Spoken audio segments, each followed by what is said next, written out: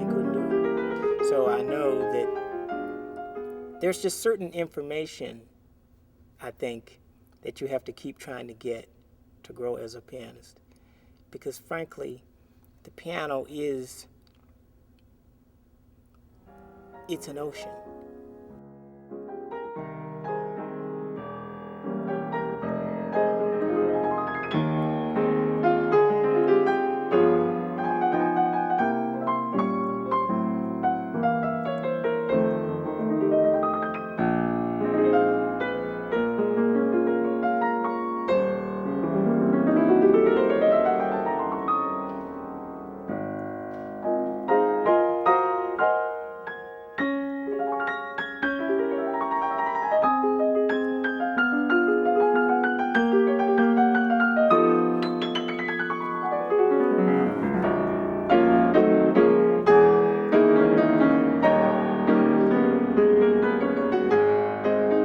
The first memories I have of playing the piano are in church. I was probably 4.5, and they had a piano at the church where we went to. And after the morning service, I remember trying to play it a little tiny bit and really liking it. But I think an aunt of mine was like, "Stop playing that piano." So I couldn't continue. So it was not until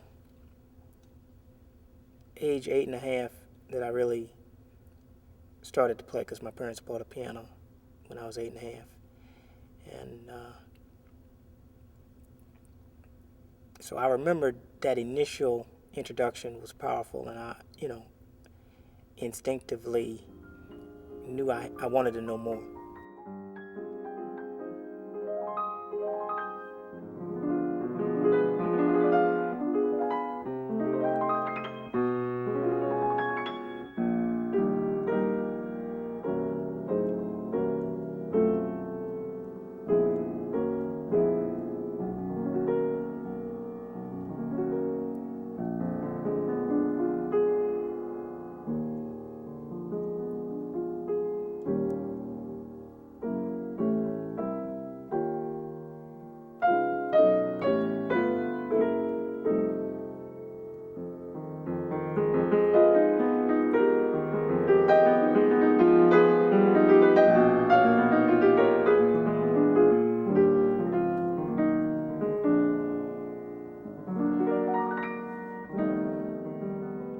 Anything that has value is based on something before. So we have a great tradition of men and women who played the piano in jazz that are fantastic. Thelonious Monk, Duke Ellington, Jelly Roll Morton, all the way back to Scott Joplin with ragtime. And what I'm always interested in doing is taking some concepts, let's say by Jelly Roll, for example, and even though this is something that he may have come up with in 1910 or 1905, my question for myself is, well, what if I took that concept, be it the concept of breaks or the concept of call and response, or whatever the specific concept is, what would happen if we take that and then we add something that came along in the bebop era 40 years later on top of it? Like what type of sound would that produce? And to explore that in terms of playing solo piano, but also even in a group setting with bass and drums. And what that does is it just kind of opens up the power and flexibility of that whole history, and it brings it to life and gives us another several decades to play with. Do you mind giving me a little example of that? Yeah.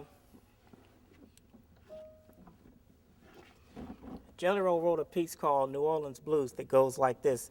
It uses what he called the Spanish tinge, which is just a Spanish feeling, a different view of syncopation. Now, the way he would have played it would have been like.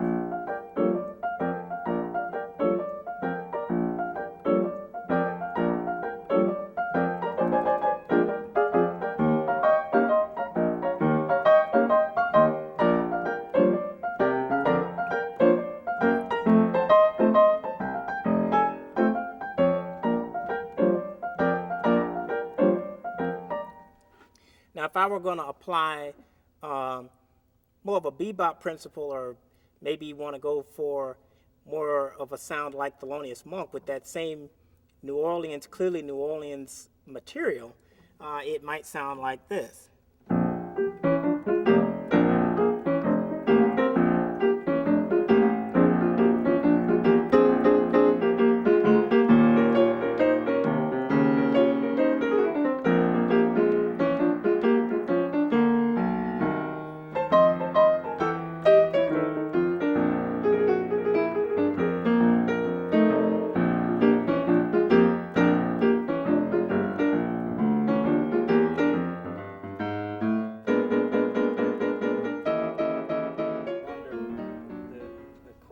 You find, or what you took from classical to jazz. If you could talk about that.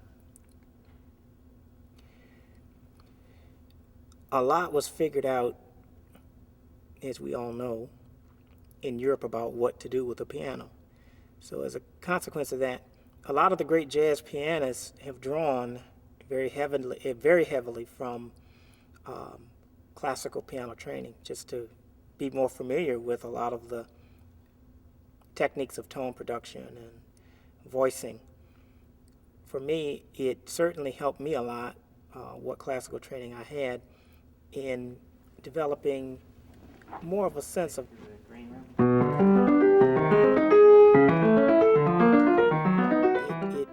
it just gives you access to a broader portrait of humanity that you can display.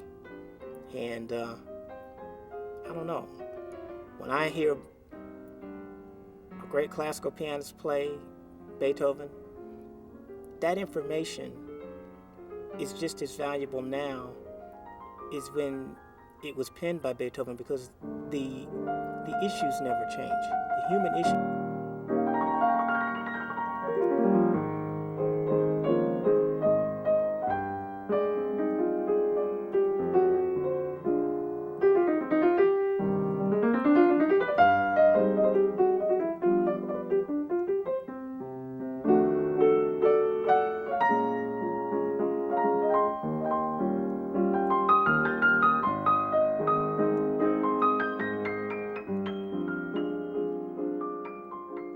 When we talk about jazz improvisation, improvise does not mean random. It means that you can only play something that you know, but you can present it in a context that you didn't know was going to happen. That's the beauty of it. So in the same way that you live day to day, you don't know exactly what the day is going to be, but you can only do or say or achieve things that are within your grasp of understanding. Same way that, and again, the piano is, you live day to day, you don't know exactly what the day is going to be, to understand, but you can only do or say or achieve things that are within your. Okay, this is Ricky Tick Tick, take one.